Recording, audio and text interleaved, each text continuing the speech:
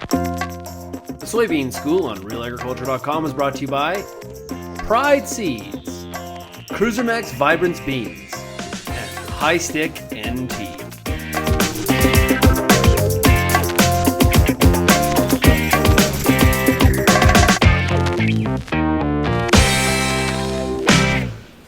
We're here with Horst Bohner, OMAFRA's soybean specialist. And Horst, today you threw out a number to the group you spoke to, 46 bushels average yield for soybeans 2013 in Ontario. Now, interesting number because you also talked about lots of moisture at the wrong time, root rots, emergence problems, thin stands, bean leaf beetle, slugs, Japanese beetle, a little bit of everything.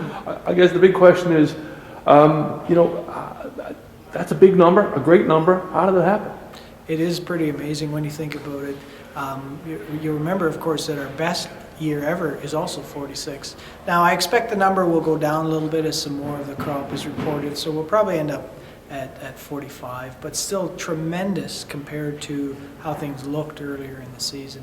So I think it really this is a real testimony to some of the varieties that we have and how they are more stress tolerant today than some of the older varieties. There's a lot of effort that goes into soybean breeding, and I think some of that is coming to fruition with some of these varieties that are just better able to handle a lot of the stresses that are being thrown at them. Now, having said that, of course, still fundamentally, that second half of July and August and even into September are very important to soybean production. And for a lot of us, those actually ended up being better than the springtime. And so I think that's where some of that yield came from as well, right? That better August and into September. Now, there were pockets where it was very dry, so we certainly don't want to downplay that.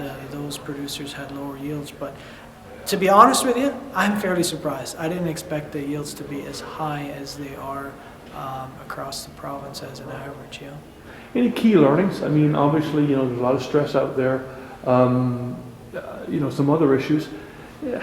As you're going through the winter this year, what are you going to be telling farmers? Yeah, I have been surprised by the soil samples I've been seeing over the last number of years, and especially again this fall. As our yields go up, we're removing more nutrients and our soil test values are going down. We are not applying nearly enough, especially potash, but also phosphorus on average. Not saying it all has to go down for beans, and we have a hard time showing a big response in the soybean crop to applying nutrients unless the soil test is very low.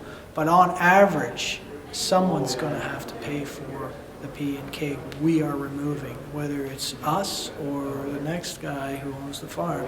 If you draw those soil tests down. So certainly that's one of the things we're going to hit on pretty hard this winter for good soybean production. And another one is just around this whole idea of choosing the right variety, right? Whether it be SCN resistant or, depending on the situation, white mold resistant. There's some real, I don't want to call them mistakes, but there's some issues in the field when the variety doesn't match up with the specific situation in that field. And we can take quite a hit in that situation, right? Yeah, one final note on this. Soybean trial results just out.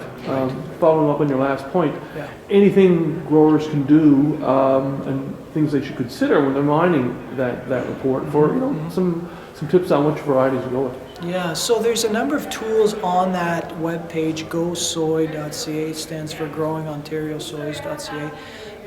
And the number of tools, one of them is what is called the VIP program, Variety Identification and Performance.